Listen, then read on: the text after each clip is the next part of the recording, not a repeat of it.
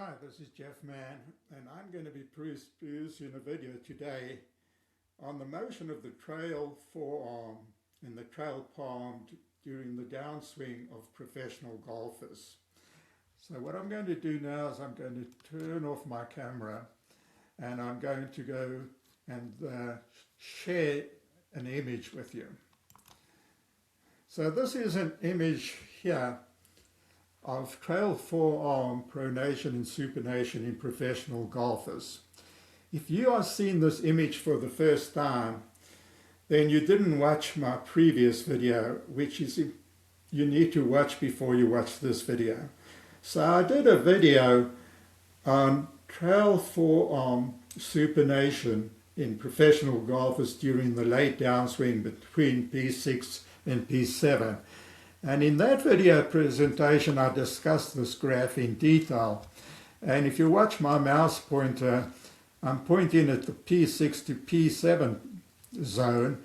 And if you look at the blue graph, which shows the average value of a professional golfer, they are supinated at P6, slightly more supinated at P6.5, and then still supinated at P7.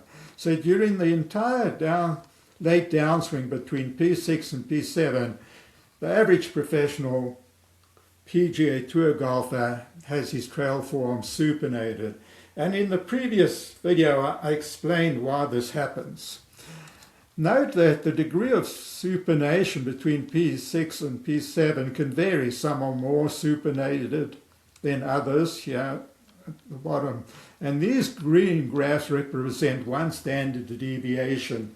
That represents 68% of the golfers in the research study done by Johnson Clare, who studied over 100 PGA Tour golfers.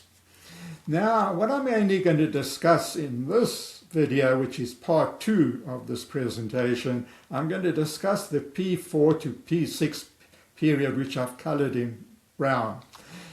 And you can see that the average PGA Tour golfer at his end backswing position, the P4 position, has his trail forearm relatively neutral. And some you can see have a slightly supinated trail forearm at P4, and some have a pronated trail forearm at P4. But one thing is in common among all these professional golfers is that they are increasingly supinating the trail forearm during the early mid downswing between P4 and P6. But there's a variance. Some are more supinated and some are less supinated. And what I'm going to discuss in this video are the two major factors that affect the degree of supination a PGA Tour golfer will manifest during his early mid downswing. So to do that, I'm going to go to the next image. So I'm going to share this image with you. And this is an image of Scotty Scheffler. And I'm showing you his downswing action. What I've drawn in image 1 when he is at address is a red line along his club shaft. And that red line is called the hand plane or the original shaft plane. I've drawn a yellow line through his elbow at address, and that represents the elbow plane, which is steeper than the hand plane. Finally, I've drawn a blue line from the ball through his trail shoulder socket at his end backswing position here in image 2, and that represents what's called the turn shoulder plane, or the right shoulder plane. Now, if you notice that Scotty Scheffler at his end backswing position has his club shaft marginally steeper than his turn shoulder plane. And as he starts the downswing, he's going to start shallowing the club shaft towards his functional swing plane, which is going to be the yellow plane, which is the plane you can see at impact. He's on the elbow plane, and that's his functional swing plane. And usually most professional golfers who choose to shallow their club shaft during the early mid downswing reach their elbow plane, if that's their functional swing plane, usually by about P5.5. So I'm now going to go to the next image, and I'll share this image with you. And this is an image where Scotty Scheffler is shallow in his club shaft during his early mid downswing. Here he is at P4.5, here he is at about P5 when his lead arm is roughly parallel to the ground. Here he is at P5.5 and here he is at P6. Now, I've drawn a red line on the back of his lead hand. And if you follow this red line as he shallows the club shaft, it becomes more horizontal, less steep. It's sort of more horizontal relative to the ground. Now, Scotty Scheffler adopts a weak lead hand grip address and also a weak trail hand grip, so that his two palms are facing each other across the club handle during his entire downswing action. So his trail palm in these images, which I've represented by this yellow line, is parallel to the red line. So if you look at image 1 where the yellow line is there, and then image 2 when he's at P5 there, and at P5.5, you can see that this yellow line is becoming more horizontal than it was at P in backswing position. And that is only possible because he's supinating his trail form. If you look here, his trail form is supinated. The amount of trail form supination required to shallow the club shaft depends on just how shallow you want to make the club shaft. It also depends on grip strength, which I'll discuss later. Notice when Scotty Scheffler gets to the P6 position, and you look at his trail palm here, and I'm using my mouse pointer to show it, his trail palm is more or less behind the club shaft at P6 and partially under it. And to see that, I'm going to go to the next image. So here is Scotty Scheffler at P6 in image 1. This is P6.5 and this is P7. I've drawn a blue line down the middle of his antecubital fossa, the trail elbow pit, and also down the middle of his upper forearm, and a red line over his trail forearm's lower radial bone. And if Scotty Scheffler looks down at his trail forearm, you'll notice that this red line is rotated clockwise relative to the blue line, which means that he's supinated. If you look at his trail palm here, you can see, imagine that his trail palm is behind the club handle and partially under the club handle. Now, as Scotty Scheffler goes into late swing, you can see his trail arm is straightening by impact. Notice that his trail forearm remains supinated during his entire late downswing between P6 and P7. He never pronates his trail forearm. Note that his club face at P6.5 is open to the club head arc, and the back of his hand is seen. You look at the logo on the back of his hand, or you look at the watch face area of his lower forearm, it still seems to be facing the ball target line and it is parallel to his functional swing plane. And in the late downswing between P6.5 and impact, you can see he's supinating his lead lower forearm in order to rotate the club handle about its longitudinal axis so that he can square the club face relative to his club head path by impact. Notice during that period, he's not supinating his trail forearm more, and he's certainly not pronating his trail forearm. However, if you notice, his trail palm is rotating counterclockwise to the same degree as his lead palm. And that's obviously not happening due to trail forearm pronation. And in the first video presentation, I explained that what makes it possible is that he's performing a trail wrist circumductory roll motion as he straightens his trail wrist. Now I'm going to go to another golfer by going to the next tab. So here is Dustin Johnson, and I've drawn the same lines. Blue line is his turn shoulder plane drawn through his trail shoulder socket at his end backswing position. The yellow line's the elbow plane, and the red line is his hand plane. Now what you'll notice is that he has a very steep lead arm. His club shaft is well above the turn shoulder plane at his end backswing. And you can see how much he's shallowing it. By P5, it's getting close to the elbow plane. And notice that at impact, he even shallows it below the elbow plane, gets very close to his original shaft plane, also called the hand plane. So in contrast to Scotty Scheffler,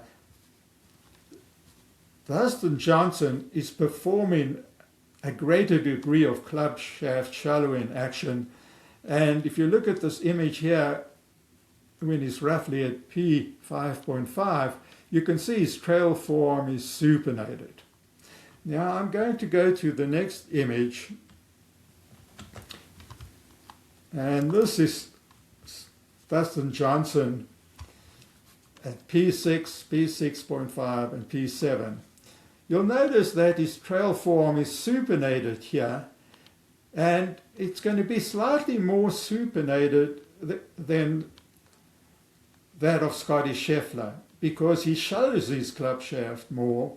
And there's a second reason, which I'll discuss later, is that in contrast to Scotty Scheffler, Dustin Johnson uses a very strong trail hand grip.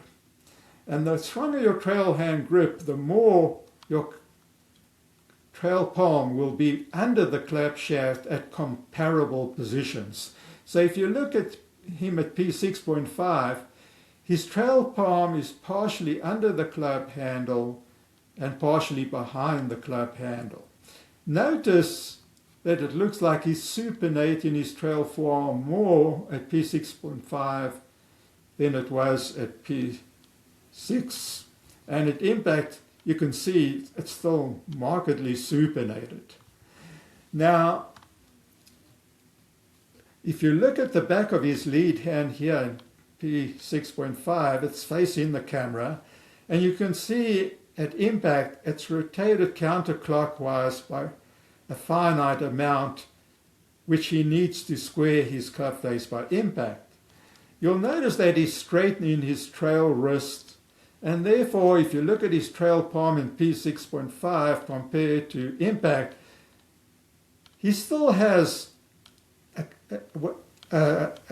his trail palm still looks like it's partially under the club handle because he uses a very strong trailing grip.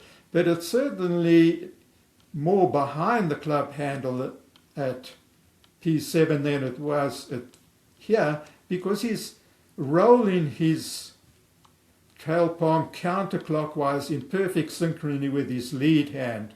And it's not due to trail forearm supination. So what I'm saying is that if you shallow your club shaft more during the early mid downswing between P4 and P6, you'll end up at P6 with a greater degree of trail forearm supination. And then in the late downswing, as I said, all professional golfers that I've ever examined have their trail forearm supinated.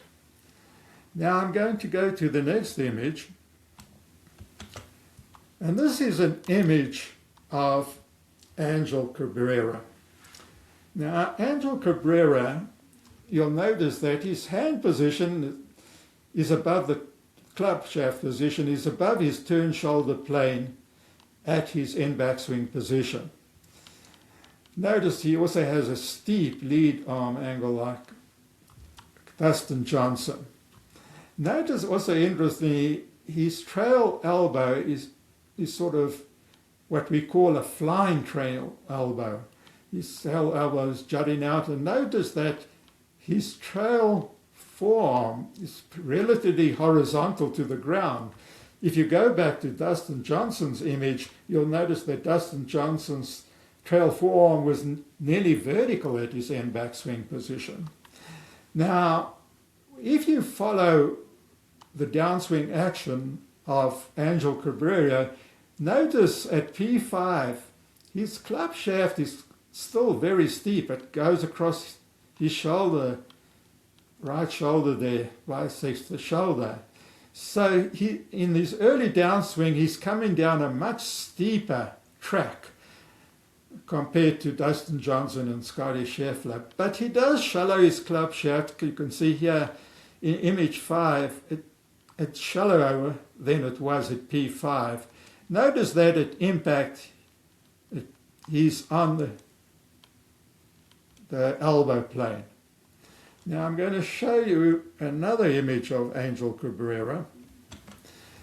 And I'm going to share this image with you.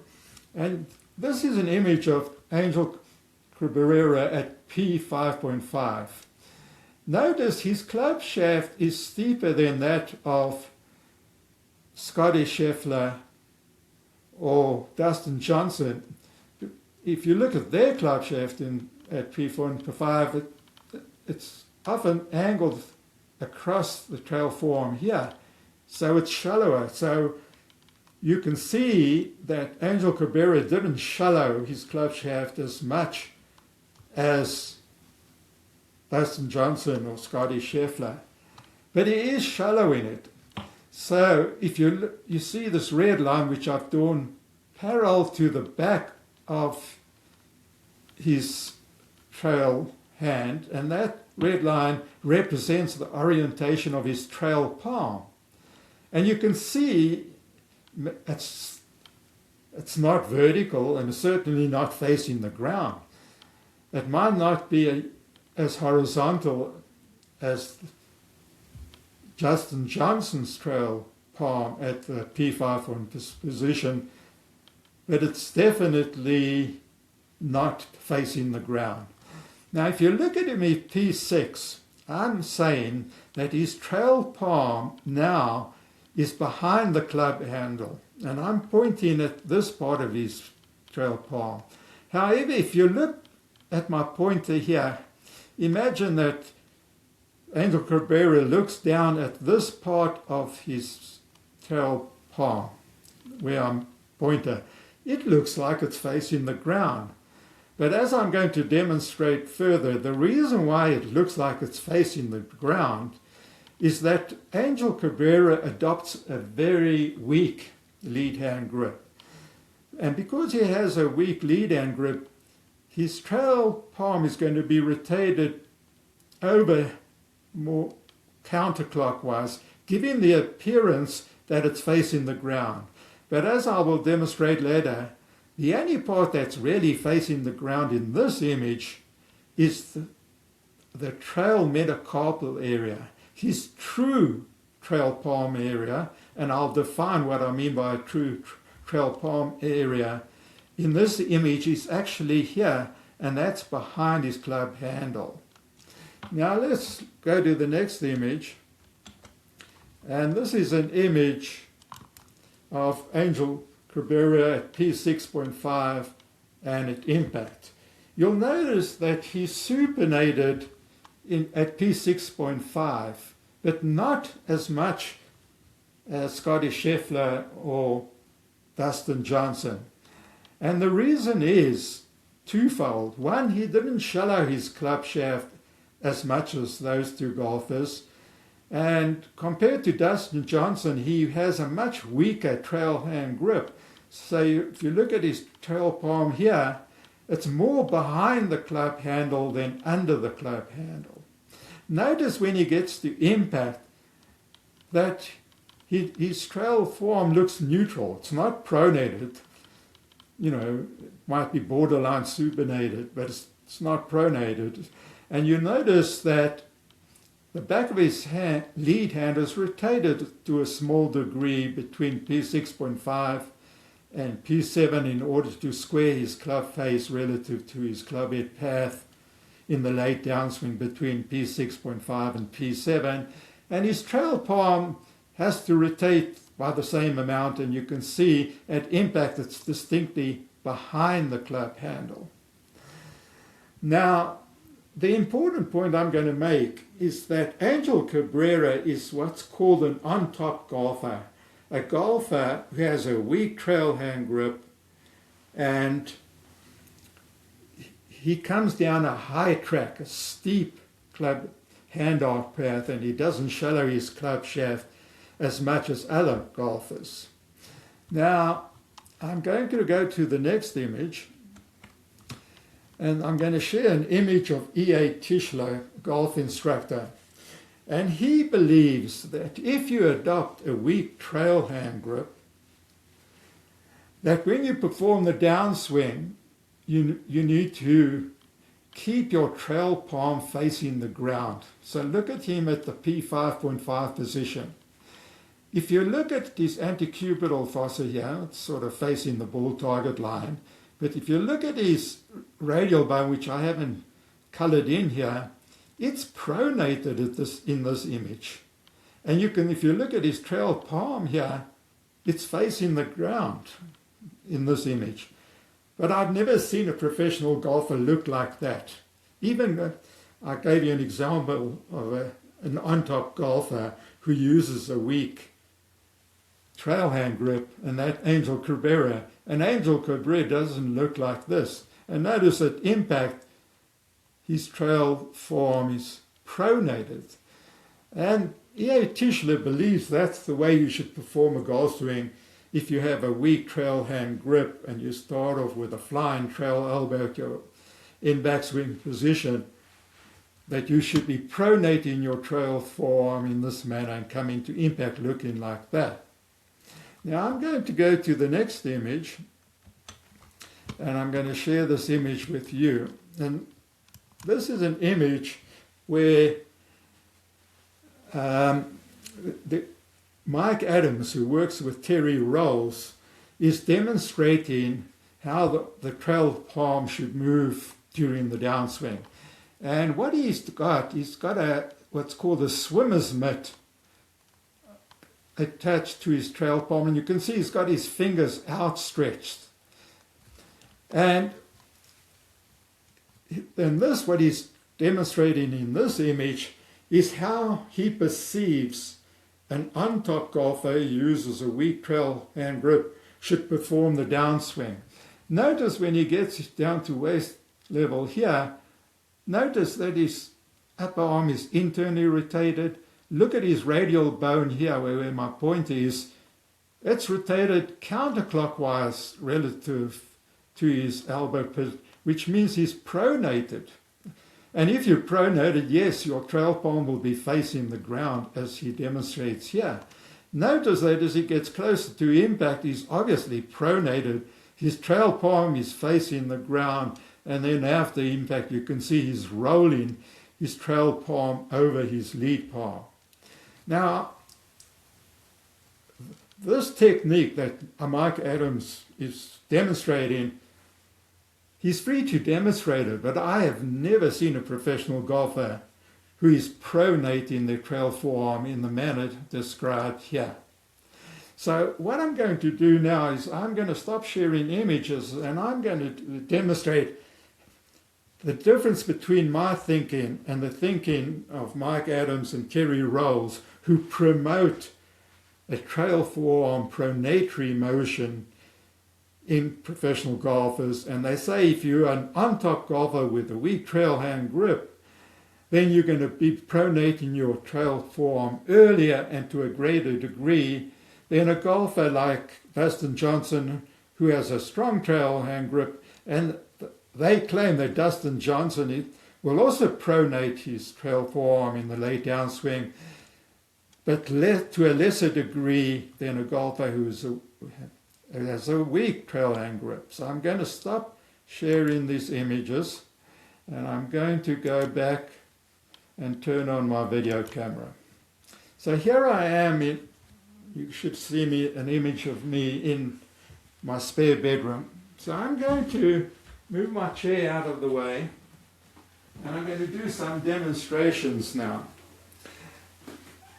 I've only got a 6-foot space between this wall and the bed, so I can't take a full swing, and I've got a small club well suited for a 5-year-old child to do some demonstrations. So let's go back in time. I said to you, at the end backswing position, let's say you look like that. The club is pointing slightly left of the target at your end backswing position. If you have a weak lead hand grip like Scotty Scheffler and a weak trail hand grip at this position, then your palms are facing each other across the club handle. To shallow the club shaft in the early downswing, I'll stand a little further away. What Scotty Scheffler does, as I said, he adducts his trail arm towards his side and keeping his trail arm bent roughly at a 90-degree angle in his early downswing, driving his elbow towards his trail shirt seam. Now as he does that, he's shallowing the club shaft as I demonstrated like this, which means that as he adducts his arm, well, look at my trail palm, it has to become more horizontal to the ground if you shallow the club shaft. Now, Dustin Johnson, who shallows it more, the difference is that when Dustin Johnson shallows his club shaft, he has to have more trail forearm supination to get to that position. And I'll do it from this angle here. So Scotty Scheffler gets to his trail shirt seam. Look at the palm, it's facing the sky because his trail forearm is supinated. Dustin Johnson, because he shallows it more, gets his elbow in front of his trail hip joint area, and notice that his palm will be more horizontal than Scotty Scheffler. Scotty Scheffler might look like that. Dustin Johnson looks like that. There are two reasons why there's the difference. One is Dustin Johnson is shallowing his club shaft more. Two, he uses a strong trail hand grip. So at address, if you had a weak trail hand grip, your right palm would look like that. If you had a stronger grip, it would look like that. So the combination of a greater degree of club shaft shallowing and a stronger trail hand grip will mean that at P6, your trail palm is going to be more under the club shaft than when you, like Scotty Scheffler looks more like that, where it's more behind the club shaft and less under the club shaft. Now, Angel Cabrera, as I said, when he comes down, first of all, he doesn't start like Dustin Johnson with the elbow below his hand and with the trail forearm vertical. He starts what's called the flying trail elbow. So his trail forearm's angled like that, and he's very steep like that. So when he comes down, he does adduct his arm, he does supinate it, but nowhere as much as Dustin Johnson or Scotty Scheffler. So look at his trail palm. It's shallowing out, but it's nowhere as shallow. So when Angel Cabrera gets to this position, at P6 position, his trail palm is behind the club shaft. It's not under, because he's not as supinated at this position, because one, he's got a weaker trail hand grip, and also he didn't perform as much club shaft shallowing. Now, this part of the video is critical. I labeled this video, and I said that professional golfers never have their trail palm facing the ground during the entire downswing. So what do we mean by the palm? So what I've done here, I've put a glove on my trail hand and I've colored it in. So I believe the true palm area is this red colored area. This red color area is called the interdigital area of the trail palm. This green area is the area over your heel pad, which is also called the hypothenar area of your palm. The blue area represents the palmar area over your thumb metacarpal bone. Now I call this red area the true palmar area. When I think of where is the trail palm orientated in a golfer, so watch here, I'm going to have a weak lead hand grip. So you have an option.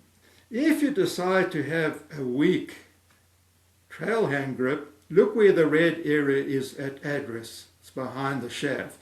If you decide to adopt a stronger trail hand grip like Dustin Johnson, then notice how much it's moving under the club handle.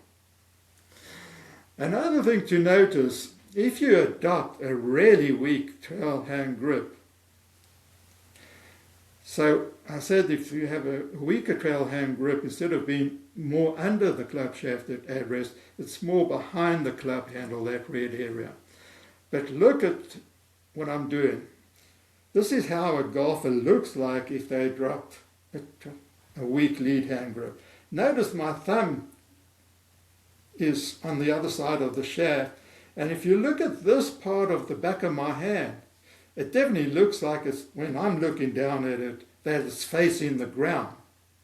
But that area here, which I'm pointing at, is not the true palm area. So if you take away the club and look what's happening when you adopt a weak grip. So you approach the club handle like that, and then because the thumb can move in apposition to the fingers of your hand like that motion, then this blue area, which is the thenar area of the palm, can rotate 60 to 90 degrees relative to the red area. But I'm not interested in where the thumb is pointing. I'm interested in where this red area is pointing. That's your true palm. So let's go back to Scotty Scheffler. He's showing the club shaft. His two palms are parallel to each other as he slots the club. And most professional golfers, if you look at this angle, at, say this position here, this angle is usually between 55 to 65 degrees relative to the ground. Some golfers might be more shallow, and like Angel Cabrera, he's steeper. But look at the palm. So Scotty Scheffler's trail palm is in this position as he shallows, the red area. Ignore where the blue area is, because that doesn't represent the palm. We are interested when you grip a club and you hold it with the four fingers like that. You make a tunnel, and the part of the palm that's relevant is the part that's, I'm using my thumb now, it's the part that's against the club handle. So if you look at it, if you shallow the club shaft, the true palm area becomes more horizontal. If you come to the P6 position, notice it's facing the sky. It never faces the ground. How much it faces the sky at this position, as I said, is affected by two factors. The more you shallow the club shaft to a lower plane, like getting down to where your functional swing planes, let's say the hand plane or the original shaft plane rather than the elbow plane, that would cause your trail palm to even be more under the club. If you have a stronger trail hand grip, it'll be more under the palm. Now, if you have the opposite situation, let's say you adopt a weak trail hand grip, say it's rotated like that. You go to the top of your swing with a flying elbow, it looks like it's facing the ground, but watch, Angel Cabrera shallows it to a certain degree, but when he gets to his P6 position, it's nowhere as shallow as Dustin Johnson, because he didn't shallow it much.